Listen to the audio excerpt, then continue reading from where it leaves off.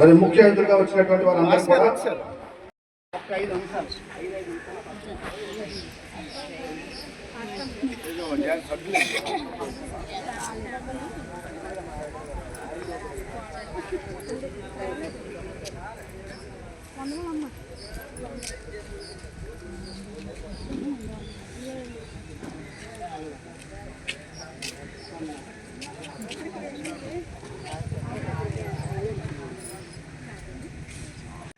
Hello mic check hello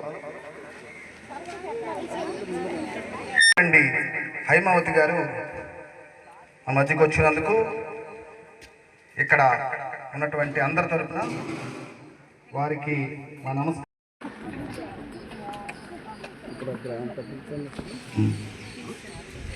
ఇక్కడ గ్రామ పెద్దలందరూ కూడా మా మధ్యకి వస్తున్నారు. వచ్చినటువంటి వారందరికీ కూడా ధన్యవాదాలు తెలియజేస్తాను. విలేకరు గారి కమ్మ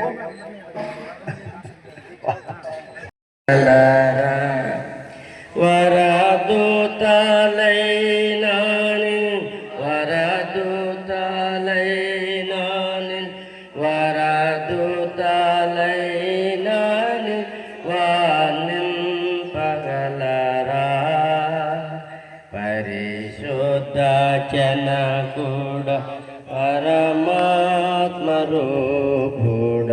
పరిశుద్ధ జనకుడ పరమాత్మరూపుడ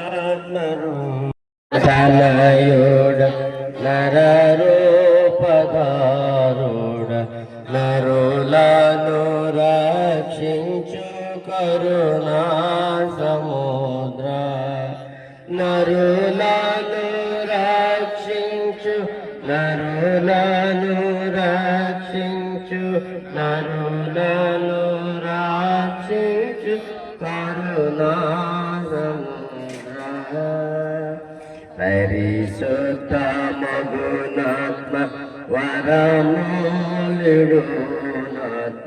పరిశుద్ధ మగునాత్మ వరములుడునాత్మ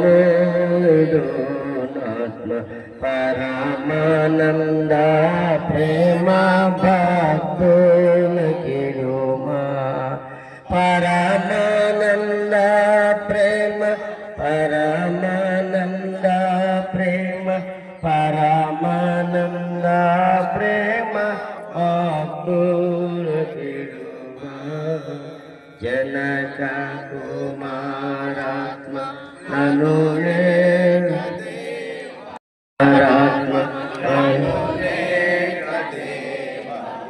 ఘన మహిమ చేయుడు ఘనరాజ్యముగా ఘన మహిమ ఘన మహిమ ఘన మహిమ. సర్వోన్నతుడైనటువంటి దేవుని నామమునకు కృతజ్ఞతాస్తుతులు. దేవాది దేవుడు మహోన్నతుడు సర్వశక్తివంతుడైనటువంటి మన తండ్రి ఏర్పాటు చేసిన సంతోషకరమైనటువంటి సీతారాంపురంలో జరుగుతున్నటువంటి కార్యక్రమం నిమిత్తము మనం దేవునికి కృతజ్ఞతాస్తుతులు సమర్పించుదాము. పరమ తండ్రి, మీరు చేసినటువంటి ఈ గొప్ప కార్యం నిమిత్తము కృతజ్ఞతాస్తుతులు స్తోత్రాలు సమర్పించగలుగుతున్నాము.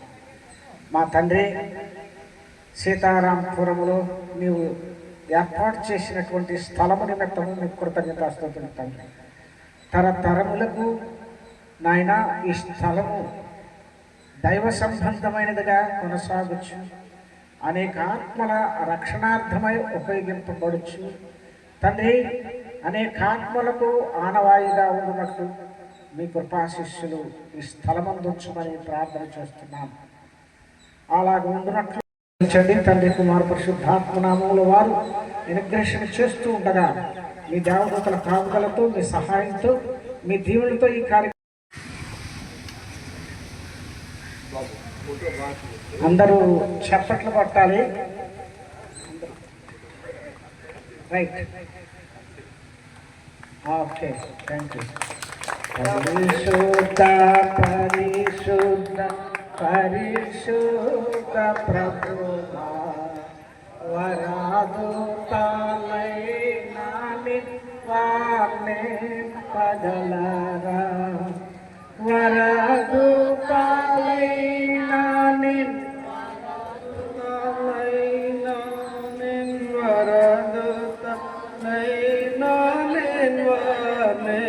పగలరా పరిశుద్ధ పరిశుద్ధ పరిశుద్ధ ప్రభు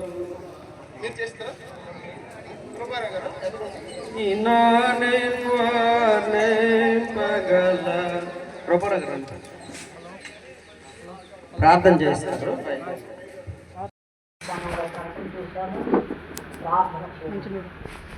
నాకు ఇది భారం కదా అందుకు ఆయన నోట్లండి ఈ పని తూర్పుకోవాలని అభివృద్ధి చేయాలని అతను ఒక నిశ్శబ్దాలు ఉన్నందున మేము ఆయనకే విడిచిపెట్టేశాం కనుక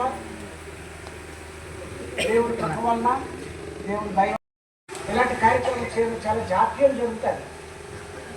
కానీ మరి ఏం చేశారో ఎలాంటి ప్లాన్లతో వ్యవహరించారో నాకు తెలియదు. కానీ అతి తక్కువ కాలంలోనే ఈ రూపం వచ్చింది. వెంటనే నేను చెప్పాను కొన్ని సందర్భాలు, అయ్యా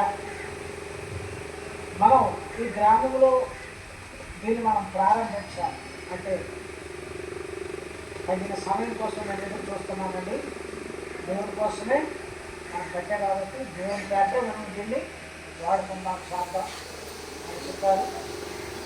చెప్పిన వెంటనే ఈ దినం ఈ కార్యక్రమం సెట్ చేశారు. ఈ విధంగా దైవజనులకు వందనాలు చేసుకుంటాను. మాట తరఫున దేవుని కట్టడం విషయంలో దేవుని సంఘానికి అవసరమైనటువంటి పనుల విషయంలో దేవుని క్రీస్తు ప్రభు సంఘాన్ని మరింతగా వాక్య విషయంలో కానివ్వండి, సువార్త బయట విషయంలో కానీ, అనేక ఆత్మను రక్షించే విషయంలో కానివ్వండి, సంఘం ఉన్నటువంటి ప్రతి ఒక్కరు కూడా ఇలాగూ మరి పని చేసేటువంటి వారుగా ఉండాలని, దేవుడు నిజంగా ఈ విధంగా పనిచేసేటువంటి వారిని బట్టి సంతోషిస్తారు అని మనం నమ్మొచ్చు. ఎందుకంటే దావీదు గురించి మనం చూస్తాం. దావీదు నిర్మాణాన్ని కట్టాలనుకున్నాడు. చాలా యెహోవా భక్తులార పాడికొని ఆడుడి, యెహోవా భక్తులార పాడికొని ఆడుడి. ఆయనే పూజ్యుడు ఆరాధ్య దైవము, ఆత్మతో సత్యముతో ఆరాధింపగా. ఆయనే పూజ్యుడు ఆరాధ్య దైవము, ఆత్మతో సత్యముతో ఆరాధింపగా.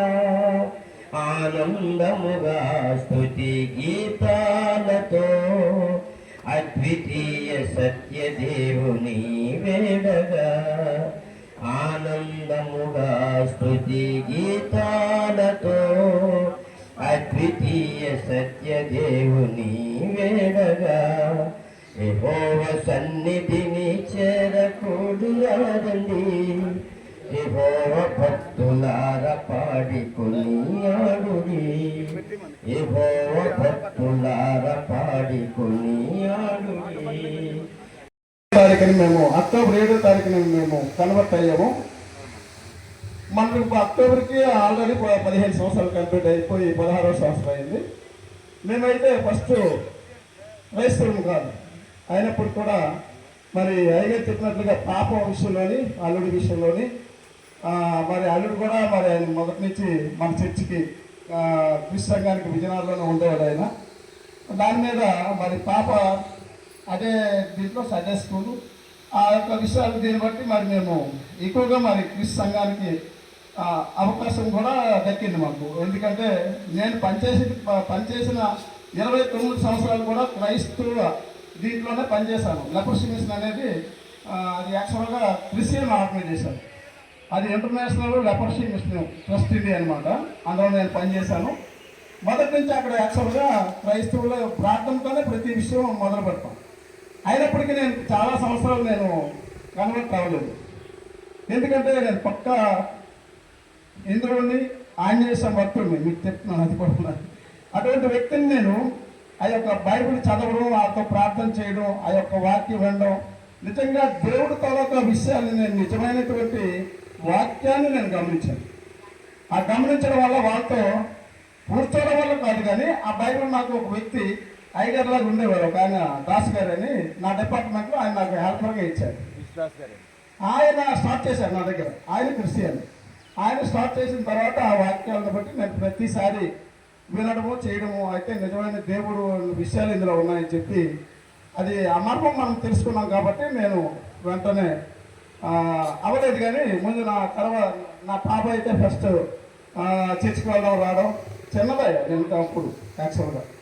అప్పుడు నా వైఫ్, ఎందుకంటే అందరూ ఇలాగవుతున్నారు మనం ఎందుకు అవ్వకూడదు, ఆవిడ వెళ్ళిన 2-3 సంవత్సరాలు కూడా నేను వెళ్ళలేదు, ఎందుకు మరి చెప్పాలి.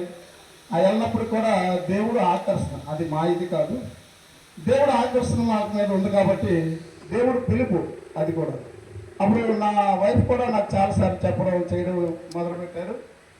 అక్కడి నుంచి మన సంఘానికి నేను లెపర్సీ మిషన్స్తో నేను పనిచేయడం ఏంటంటే అన్ని సంఘాలతో కూడా మాకు సావాసం ఉంటుంది. లెపర్సీ సండే గురించి అన్ని సంఘాలకు వెళ్తుంటాను. నేను వైస్ ప్రిన్సిపల్, అక్కడ ప్రిన్సిపాల్ తర్వాత క్యాడర్ ఉన్నాను. ప్రిన్సిపాల్ ఉండదు ఇప్పుడు కూడా, ఆయన కోఆర్డినేటర్ కాబట్టి మొత్తం పనంతా నేనే చేయాలి.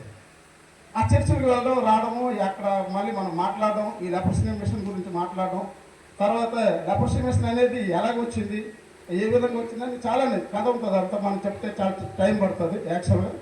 అందుకని మరి ప్రభు కూడా మరి లెపర్సీ వ్యక్తిని ఆయన బాగు చేశాడు, మనందరికీ తెలిసిన విషయం అది. అది కూడా నేను విని ఎలాగైతే మంచిది కదా, మనం ఈ సేవ పరిచయం మంచిదని చెప్పి జీతం గురించి పనిచేయలేదు, కానీ యాక్చువల్గా సేవ చేయాలని ఆలోచనతో అప్పటికే నేను బిజినెస్ చేసుకుంటున్నాను. అప్పుడు ఆ సమయంలో అందరూ ఆ టైంలో 8,000 నెలకంటే 87-85 మేబీ. ఆ డబ్బులు చాలా ఎక్కువ, యాక్చువల్గా జీతం అంత ఎక్కువ వచ్చేది కాదు.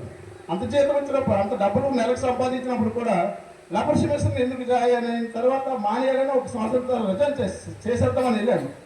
అక్కడ నాకు 3,000 ఇస్తే నేను 8,000 పోతుందని చెప్పి రిజైన్ చేసేద్దామని చెప్తే అక్కడ వాళ్ళు మీరు ఎలాగ వెళ్ళిపోతారని చెప్పేసి వెంటనే ఆయన శాలరీ పెంచి పర్మనెంట్ చేశారు. అందరికీ అగ్రిమెంట్ 2 సంవత్సరాలు 3 సంవత్సరాలు చేయించుకుంటారు. అయినప్పుడు కూడా నేను ఎప్పుడైతే రిజైన్ చేసేస్తాను అన్నానో, నేను నా దగ్గర 10 మంది బ్రతుకుతాను నేను ఎందుకని చెప్పి చెప్పినప్పుడు ఆయన నాకు రెగ్యులర్ చేస్తారు. ఆ రెగ్యులర్ చేసిన తర్వాత సరే ఉండిపోయాను. ఆ ఉండిపోవడం ఒక 2-3 సంవత్సరాల తర్వాత మొత్తం పరిచయం అంతా వెళ్ళడం వల్ల దేవుళ్ళలోకి నేను వచ్చాను. యాక్చువల్గా దేవుళ్ళలోకి వచ్చిన తర్వాత చాలా సంఘాలు విజయనగరం మీకు తెలుసు కదా, లూథరన్ చర్చు, తర్వాత ఆర్సన్ చర్చు, ఆ తర్వాత బాప్టిస్ట్ చర్చు చాలా ఉన్నాయి, సిఎంసి చర్చ్ అన్నీ ఉన్నాయి. ఈ చర్చలు అన్నీ ఉన్నప్పుడు కూడా బాగా నేను, ఎందుకంటే ఫస్ట్ ఆఫ్ ఆల్ అయ్యగారి దగ్గరికి వెళ్ళడంతో ఆయన వాక్యాన్ని నేను విన్నాను. నాతో పనిచేసిన ప్రతి ఒక్కరు కూడా మంచి పొజిషన్లో ఉన్నటువంటి వ్యక్తులు అందరూ ఆ లూథరన్ చర్చికి కలెక్టర్ గారు వెళ్తున్నారు, ఎంఆర్ఓ వెళ్తున్నాడు, తర్వాత ఎవరో వెళ్తున్నారు, పెద్దలు అందరూ ఆ బిల్డింగ్ మాకు కట్టడం చేస్తారని చెప్పేవారు. నాకు కూడా మీరు కూడా వచ్చేచ్చు కదా, మీకు ఇక్కడ లేబర్ షిప్ ఇస్తాను, మీరు వచ్చారు, లేబర్ షిప్ నాకెందుకు అని చెప్పేసి నేనైతే వెళ్ళడం జరగలేదు. అయితే ఇక్కడ వాక్యం ఉన్నాను అయ్యగారి దగ్గర. ఆ విన్న తర్వాత ఆ వాక్యం నాకు చాలా మరి ఎందుకో బలపడింది, దేవుడి విషయంలో బలపడిన తర్వాత అప్పుడు ఉన్న కుటుంబాన్ని మొత్తం నా తల్లి తండ్రి, ఆయన మహా హిందువుడు యాక్చువల్గా, మూలని అగ్ని అగరబత్తి ముట్టిస్తే కానీ ఆయన యాక్చువల్గా ఏది తినేవాడు కాదు, మంచినీళ్ళు కూడా పోసేవాడు కాదు. అలాంటి వ్యక్తి నేను చెప్పే మాటలకి తల్లి తండ్రి, నా తర్వాత ఇద్దరు చెప్పాను కదా మరదళ్ళు ఉన్నారని చెప్పారు కదా, వాళ్ళ పిల్లలు వాళ్ళు కన్వర్ట్ అవుతానంటే, మన చనిపోయింది ఒక ఆవిడ రీసెంట్గా, అది మరి దేవుడు తెలుసుకొని చనిపోయింది కాబట్టి నేను విశ్వాసంగా ఉన్నాను ఇప్పుడు. ఎందుకంటే ఆవిడ హిందువులు, ఆవిడ చనిపోద్దేమో అని భయం, అలా ఆయన కానిచ్చేవాడు కాదు. ఆయన మరణించిన తర్వాత ఆవిడ కన్వర్ట్ అయ్యింది. అంతకన్నా రక్షణ ఇంకేట్లేదు యాక్చువల్గా. మనం ఎవరు పుట్టిన వాళ్ళు అందరం చచ్చిపోతాం, చచ్చిపోయినప్పుడు కూడా ఈ విషయాన్ని మనం తెలుసుకున్నాం కాబట్టి వాళ్ళకి నేను మోటివేట్ చేసి అందరూ ఒకసారి కన్వర్ట్ అయ్యాం. అయ్యగారే బాప్టిస్ట్ ఇచ్చారు మాకు, ఎవరు సైమన్ గారే ఇచ్చారు. ఇది నాకు చాలా మర్చిపోలేని ఆ విషయాన్ని నేను ఇప్పుడు నాకు అలాగా ఇప్పుడు కూడా మనసులో ఉంటుంది. అందువల్ల దేవుడు మమ్మల్ని ఆ విధంగా ఎన్నుకున్నాడు అంతే. ఆ ఎన్నుకోవడంతో ఏమైందంటే ఈ ఈ యొక్క సంఘాన్ని మన విజయనగరం నూతనంగా కట్టాం బిల్డింగు, దానికన్నా ముందే ఇది యాక్చువల్గా జరగాలి. అయితే అది సగం సగం కట్టి ఆగిపోయే మధ్యలోని, ఆగిపోయే టైంలోని ఇది మంచిగా పని అవుతుంది. ఆ పని అయిన టైంలో కూడా ముందు అది చేద్దామని ఆలోచించాను. ఎందుకంటే స్థానిక సంఘం అది మెయిన్ ఇంపార్టెంట్ అని చెప్పి దీన్ని ఆపేశాం. గోడల గిళ్ళు అన్నీ కట్టేసాం. అయ్యగారు ప్రార్థన చేసి, శాంసన్ గారు అందరూ ప్రార్థన చేసిన తర్వాత కాంపౌండ్ వాల్ కట్టి ఇది నింపడానికి దగ్గర ఒక 108 లోడ్లు పడ్డాయి మట్టి. అది దేవుడు కృప. నేనైతే డబ్బులు పట్టుకుని దగ్గర నేనేమనుకున్నా అంటే ఈ స్థలాన్ని ఇచ్చేటప్పుడు మా నాన్నగారు ఇల్లు కట్టుకుంటారా ఇక్కడ ఎవరో ఒకరైనా మా అన్నదమ్ములు నలుగురిని ఎవరికొకరు కట్టుకుంటే అని చెప్పి అప్పుడు ఆయన చాలా తక్కువ కొన్నారు. ఆ కొనేది ఏం చేశారంటే నాకు రాశారు. ఆయన పెద్ద ఆయన కదా, ఆయన ఎందుకంటే అందరికీ మనం అందరిలాగా వచ్చి వస్తుంటుంది, నా పేరు మీద రాస్తే అప్పుడు దాన్ని నేను ఆలోచన చేసి నాకున్న అబ్బాయి ఒకడు అమ్మాయి, ఇప్పుడు దీంతో పాటు అబ్బాయి కూడా ఉన్నాడు. వాడు కూడా చాలా మంచి వ్యక్తి. అది నేను చెప్పకూడదు కానీ నా ఎంత కన్నా పెద్ద పిల్లలు ఇద్దరును ఎప్పుడు నాకు ఎదురు చెప్పరాలు. నేను ఏంటి చెప్తే అదే వాళ్ళు ఇప్పటికీ కూడా కంటిన్యూ చేస్తారు. అబ్బాయి అయినా అవ్వచ్చు, అమ్మాయి అయినా అవ్వచ్చు. అది ఒకటి నాకు బ్లెస్సింగ్. ఎందుకంటే ఈ రోజుల్లో ఎవరు అలా ఉండరు. ఏవో చిన్న చిన్న పొరపాట్లు జరిగినప్పుడు కూడా పిల్లలు ఆ విధంగా సహకరించరు. ఇలా చేస్తానని చెప్పేసి అంటే మీరు చేసిందే కదా, మీరు ఏం చేస్తే అదే చేయండి అంటారు యాక్చువల్గా. అందువల్ల అదొకటి నాకు దేవుడు మంచిది. దీని మీద వచ్చి ఇక్కడ అయ్యగారితో చెప్పాను ఇలాగా ప్రారంభిస్తే. అయితే ఇక్కడికి రావడం, వీళ్ళిద్దరూ అక్కడికి రాకుండా ఏం చేశారంటే బోనంగా వెళ్ళిపోతుండేవారు. రావడానికి డబ్బులు అయిపోతున్నాయని చెప్పేసి అప్పుడు అయ్యగారితో చెప్పాను, అయ్యా పరిస్థితి వాళ్ళు ఉంది, మనమే అక్కడ ఏదైనా స్టార్ట్ చేస్తే బాగుంటుంది. అయ్యగారు ఏంటి చెప్పారు, పెద్దదైపోతే చెప్తే అయినప్పుడు కూడా ఆయన మాటలు ఎందుకు నాకు ఆయన చెప్పారు అలాగని సులువు వెంటనే స్టార్ట్ చేద్దాం సార్ అని చెప్పేసి మొదలుపెట్టాను. ఈ స్థలానికి కొంత నా రిటైర్మెంట్ టైంలోని ఒక గోడలు కట్టేసి ఎవరికొకరికి ఇక్కడ పెడదామో ఆలోచన చేద్దామని ఒక 2 లక్షలు దీన్ని కేటాయించాను. అన్ని డబ్బులు ఖర్చు పెట్టేసి ఆ 2 లక్షలకి మట్టి పని గోడలు అయింది.